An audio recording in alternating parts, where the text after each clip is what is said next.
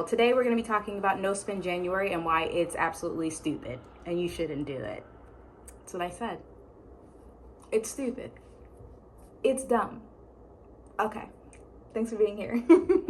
If you have no clue who I am and you're new to my channel, my name is Amira Martin. I am a content creator and I've been a content creator for 17 years. That's a long time. And I talk a lot about living frugally and how to do that in a fun way, how to not deprive yourself, and how to set yourself up for success, which is why I don't like when January comes around because everybody's telling you to do a no spend January to get your finances right. it is the worst advice I've ever heard. And I wish they would stop it. So today I'm going to give you the proper advice for when you should do a no spend month, why you should not do no spend January specifically, why this puts a bee in my bonnet every year. One of the best ways to create a habit is to do something for 21 days. So you need 21 days to create a habit. Yes, you need 60 days to turn that habit into a lifestyle. So doing something for 21 days, it gets you on the right track of actually having this thing change your life. Now, most people do no spend January specifically because they see how much they've spent in December and November and they're like, oh my gosh, I need a reset, right? And it's kind of that New Year's resolution vibe to it. You're like, okay, I feel like I can do this and I'm gonna do this and I'm starting, January 1st, it's gonna happen. And everybody gets into that mindset of doing it. And we obviously pick January because it's the beginning of the year. The issue with January is that it is one of the longest months of the year. So starting your no spend lifestyle during the longest month of the year, one of the longest months of the year, a month for those of us in the Northern Hemisphere, it's a month where it's very cold and we tend to get depressed. Like we have seasonal depression. We're in the thick of it in January. So starting a new lifestyle where you have to pretty much deprive yourself for one of the longest months of the year, and it's cold out and there's less light, it's a recipe for disaster. The cool thing is there are other ways to do this. There are other options. And one thing that I've never heard anybody say is instead of doing no spend January, why not do no spend February? Yeah, February. That's what I'm saying. Why February? Because it is the shortest month of the year. And because you need 21 days to create a habit, in a month where there's 28 days, you're more likely to finish the month out. Most people do not finish no spend January because it is so long. So by day 21, they're still looking at the calendar and they're like, I still have 10 more days of this. I don't know if I can do it. It's already hard enough to create a habit. Having to do it for a whole month, for a long month, it doesn't give you the keys to success of having that mindset for the rest of the year. February is a short month.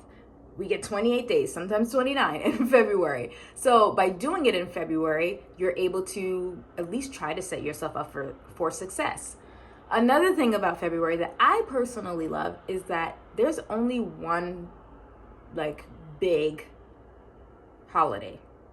I say big. I mean, Valentine's Day isn't not everybody celebrates it, but it's a very commercialized holiday that you will willingly want to skip. So you can skip it. You'll see all the hoopla for it and you'll go, I don't really need to do that.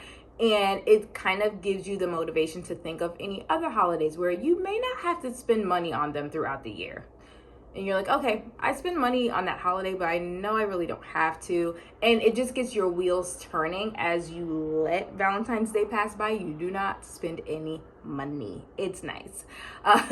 Another great thing about doing it in February is that we're on the upswing towards spring, right? So February is a short month. It goes by pretty quickly, but it's a month where a lot of us start thinking about what's coming up. Right? So if you have something else to think about besides spending money, you're more likely to not spend money and to focus on other things that will be beneficial to you once that weather starts changing and once spring comes. For a lot of people all around the world, spring is the actual new year.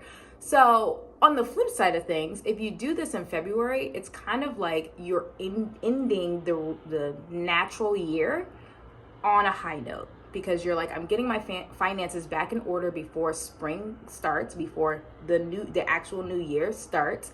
I'm thinking about what really matters to me. Like, it's a good introspective month, and it's just super helpful to have that short month be your no spend month than January. Another tip I like to say, besides don't ever do no spend January, is pick something to not spend on. When you say I'm gonna do no spend January and I'm not spending on anything, you are again trying to set yourself up for failure. Pick one thing, maybe 3 max, that you decide you're not going to spend on. For example, you could say, we're not going to spend any money on date nights. So we're not going out. We're going to stay home and we'll have date nights at home. We'll finally open up that bottle of wine we've been saving. Maybe you have a bottle of wine from the holidays that you didn't drink up, and now you can use that.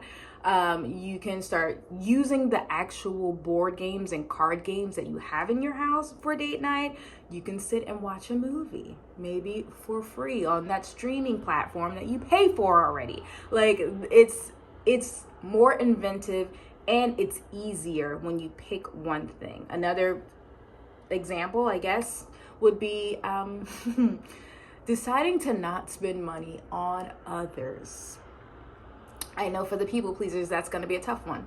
But if you dedicate a whole month to not actually spending money on other people and finding different ways to express how much you appreciate them, you will come out on the other side way better. You will go, wow, I have a lot of options other than treating someone to lunch or taking them out to coffee or buying the office donuts for the day.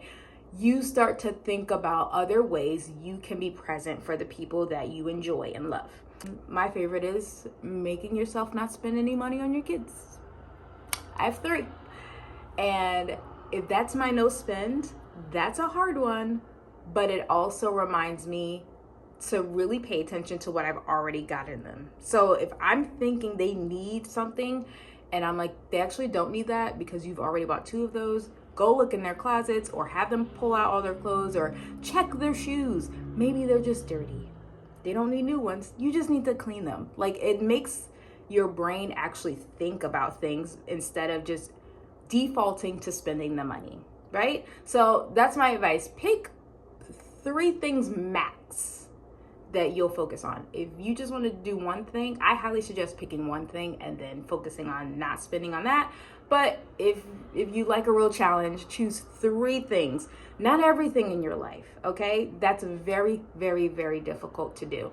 And what you want to do is give yourself baby steps into living this financially responsible, frugal lifestyle, because you can build up to that. You can build up to an actual no spend month, but you need to start off by doing one that's shorter, where you're hyper focused on 1 to 3 things that you will not spend on, and a month that's really gonna get you going, a motivational month, okay?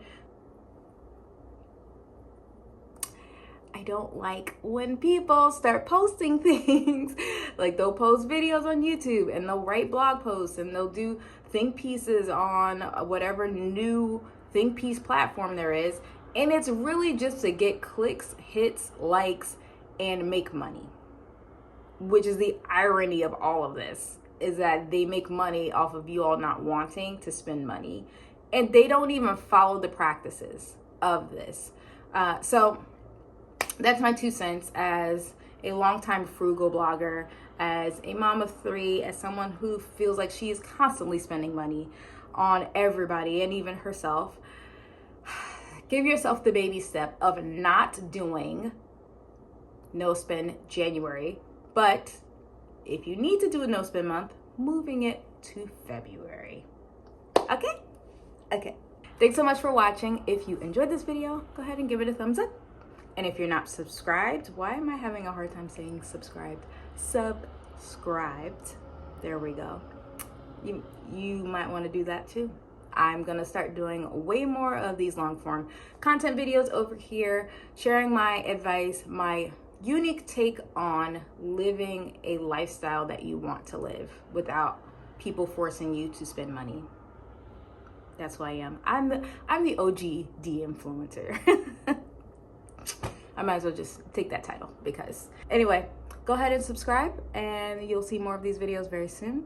Probably more rants from me because I'm in a mood in 2025. Definitely. That's what's going to be happening. But thanks so much for watching and I'll see you again soon. Bye.